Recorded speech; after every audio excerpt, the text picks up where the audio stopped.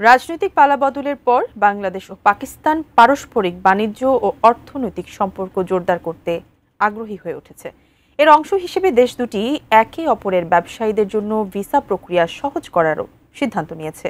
এবার পাকিস্তানিদের জন্য ভিসার সুখবর দিল বাংলাদেশ। বিস্তারিত জানাচ্ছেন জান্নাতুন নাহার জেরি। বাংলাদেশিদের জন্য পাকিস্তান এ বছরের শুরুতে ফ্রি ভিসা চালু করেছিল। এবার পাকিস্তানি ব্যবসায়ীদের জন্য ভিসা প্রক্রিয়া সহজ করতে উদ্যোগ নিয়েছে বাংলাদেশ সরকার। আগামী ডিসেম্বর থেকে তারা অনলাইনে ভিসা আবেদন ও প্রাপ্তির সুবিধা পাবেন।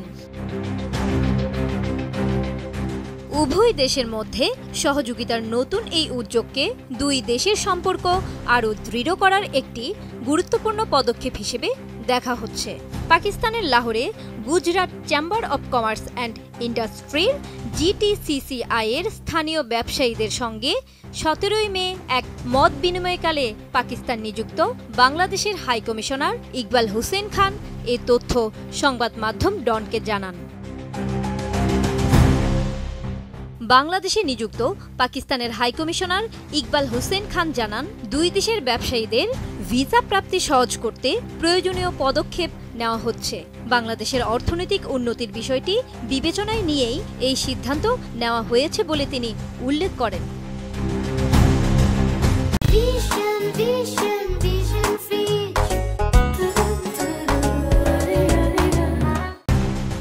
তিনি আরও বলেন, বাংলাদেশ সরকার পাকিস্তানকে মধ্য এশিয়ার দেশগুলোর সঙ্গে যোগাযোগের একটি গুরুত্বপূর্ণ পথ মনে করে।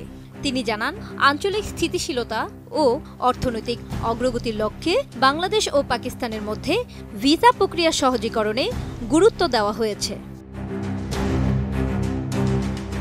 ইকবাল হোসেন আরও জানান, ইতোমধ্যে ব্যবসায়িক প্রতিনিধিদের ভিসা প্রদান শুরু হয়েছে এবং চলতি বছরের ডিসেম্বর মাসে একটি অনলাইন ভিসা সেবা চালু করার পরিকল্পনা রয়েছে, যা পুরো প্রক্রিয়াকে আরও সহজ ও দ্রুততর করবে।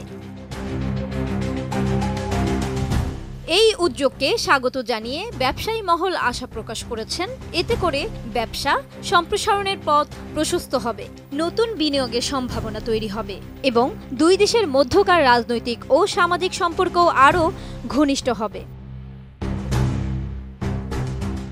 বিশ্লেষকদের মতে, এই ভিসা সহজীকরণ কেবল ব্যবসা বাণিজ্যের ক্ষেত্রেই নয়, বরং সাংস্কৃতিক, শিক্ষা ও পর্যটনের মতো খাতেও দুই দেশের জনগণের মধ্যে যোগাযোগ বৃদ্ধি করবে। ভিসা প্রক্রিয়ার জটিলতা অনেক সময় দুই দেশের সম্ভাবনাময় অংশীদারত্বকে বাধাগ্রস্ত করেছে, ফলে এই উদ্যোগকে তারা সময়োপযোগী এবং যুগান্তকারী বলে বিবেচনা করছেন।